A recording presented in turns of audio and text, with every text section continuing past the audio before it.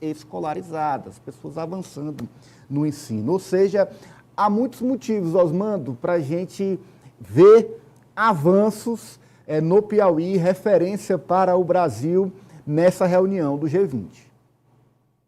Exatamente.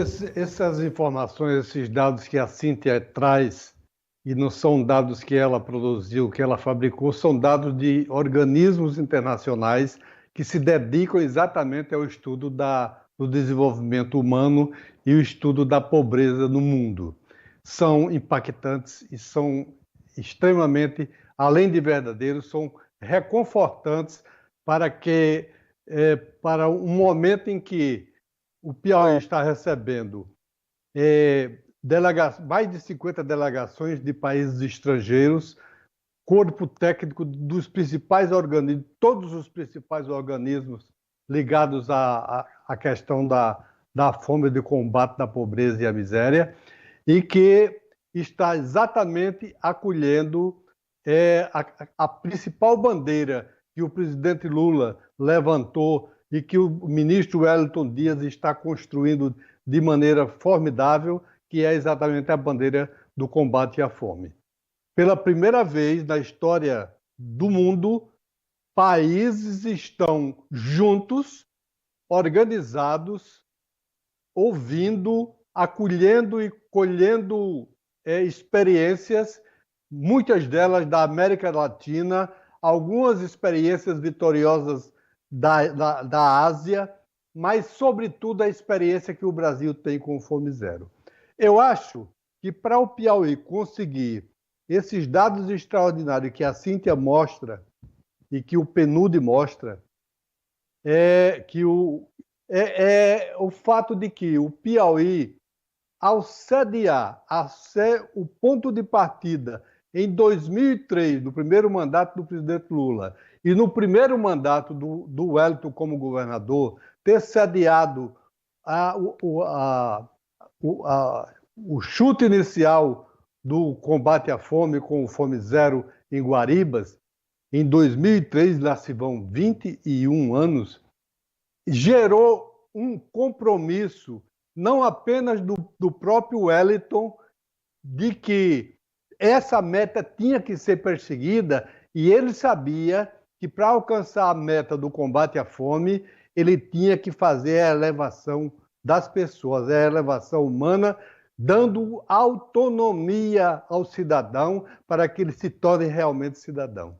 Então, isso que está se conquistando foi graças não apenas ao combate à fome, mas, sobretudo, aos investimentos na educação de todos os níveis, a mudança da expectativa de crença, de confiança no Estado, o desenvolvimento de arranjos sociais, muitos deles invisíveis. Eu lembro bem das ações que a Regina Souza, por onde passou, desenvolvia, o excelente trabalho de crescimento da agricultura familiar, também o agronegócio, e o Luz para Todos, que aparentemente invisível, beneficia e traz desenvolvimento às famílias na zona rural, sobretudo. Então, tudo isso é momento para a gente se alegrar e ver que está se construindo pela primeira vez uma cooperação mundial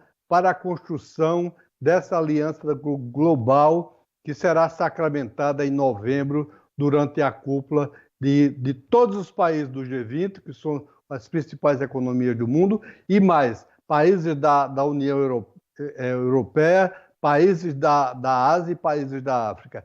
Então, pela primeira vez, repito, o mundo tem a chance de, junto com o combate, junto com o desenvolvimento de trabalhos em defesa da recuperação planetária no aspecto ambiental, de segurar e se construir realmente, valendo-se da experiência de cada um, a soma de vitórias para se levar o mundo a reduzir essa vergonha de ter 735 milhões de pessoas passando fome, das quais 122 milhões foram acrescidas de 2019 para cá, muito sobretudo pela incidência da Covid-19, mas muito também hoje pelas tragédias climáticas que têm acontecido.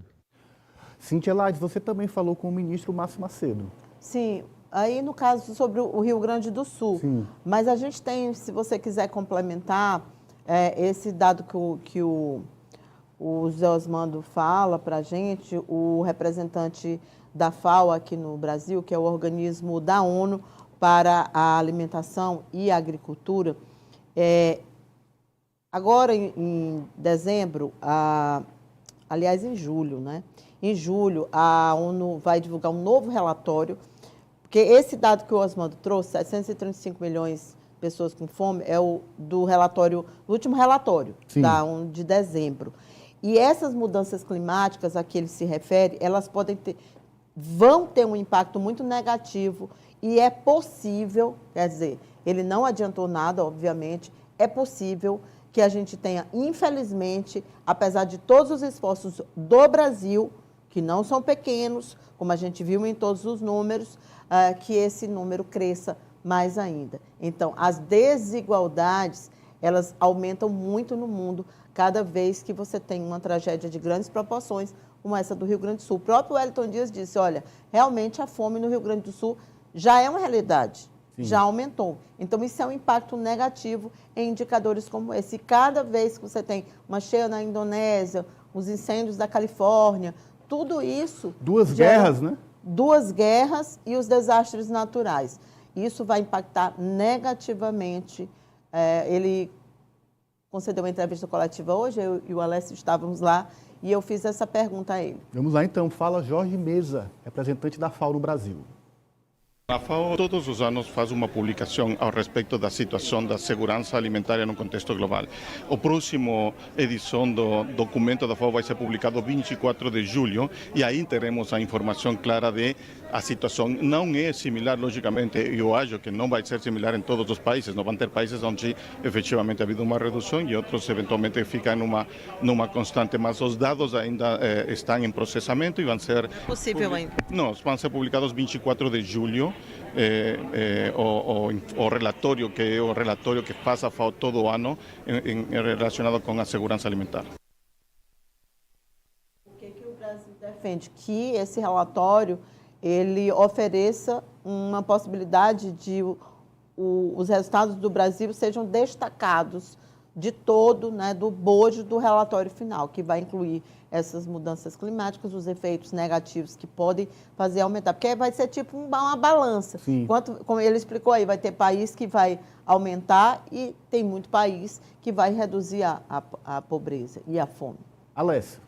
Denise, a Cíntia falou sobre a participação maior das mulheres, o Celso acabou citando também a secretária Regina Souza, e é justamente sobre ela que eu quero trazer esse destaque um pouco mais aprofundado. Hoje também ela participou do evento e na sua fala ela destacou a defesa que a população do Piauí não faz sobre os dados positivos dos últimos anos. E aí eu lembro também essa fala da Cíntia sobre o governo Wellington Dias. Ela disse que, por exemplo, esse índice do IDH, ele devia ser muito mais divulgado, devia ser muito mais falado e defendido até mesmo pela própria população, porque é um avanço, Cíntia, que na prática vai para as pessoas. Esse IDH melhorou é porque o desenvolvimento humano melhorou, as pessoas tiveram condições de vida melhoradas e isso não é visto, pelo menos a gente não tem esse comentário todo, como, por exemplo, aconteceu no final de semana passado sobre aquele dado da alfabetização. E ela, inclusive, citou, ela disse que apesar de ter um número inferior a outros estados e da média nacional, o Piauí também cresceu muito em número de alfabetizados. E isso também não se vê do lado positivo quando é para ser divulgado. Foi outro destaque que ela fez, outro ponto importante. E olha que o Piauí conviveu durante muito tempo e isso é muito ruim para as novas gerações. A gente sempre ouve depoimento da história do estado mais pobre do Brasil. Falta, de fato, faltam campanhas, eu acredito, para elevar essa autoestima. A gente já teve no passado. E apesar disso, né, dessa pouca visibilidade, se você olhar a autoestima, o orgulho do piauiense, ele cresceu de forma também muito significativa nos últimos anos.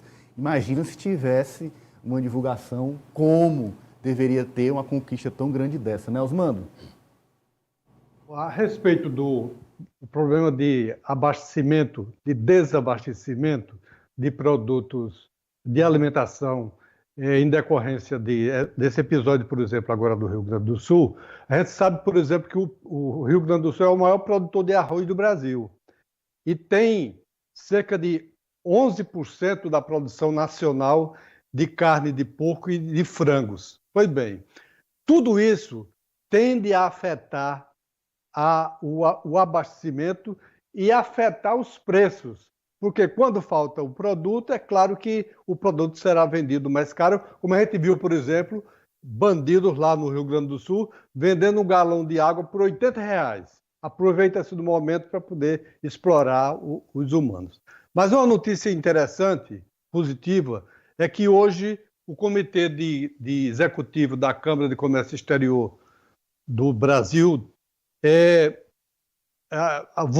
aprovou a isenção de taxa para a importação de 3 tipos de arroz. Então, o governo Lula já está se antecipando e fazendo a importação de arroz sem taxa de importação. O arroz chega mais barato, exatamente para evitar esse desequilíbrio que será gerado, porque gera desabastecimento e gera aumento de preço, o que influi na inflação.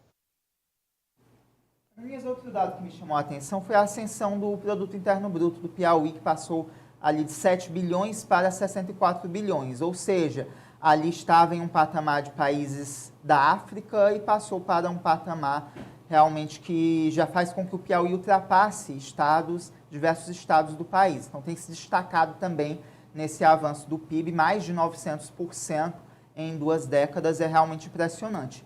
E seu Zé, a Cíntia e o Alessio citavam as guerras. É importante frisar também que, além dessas 2 guerras que estão em curso, que movimentam países como Rússia e Ucrânia, e também Israel no conflito com o grupo terrorista Hamas, há também guerras que parecem sem fim, especialmente em países que são muito atingidos pela fome, países africanos como Burkina Faso, também Nigéria, Somália, países em que vivem aí décadas de conflito, e fica ainda mais difícil reduzir essa pobreza e a fome no mundo, onde se concentra a pobreza no mundo, na África. E lá, a África, o continente, segue com vários conflitos. Então, é um trabalho muito difícil, que precisa também do empenho dos países mais ricos do mundo. Caso contrário, não se chegará a lugar algum.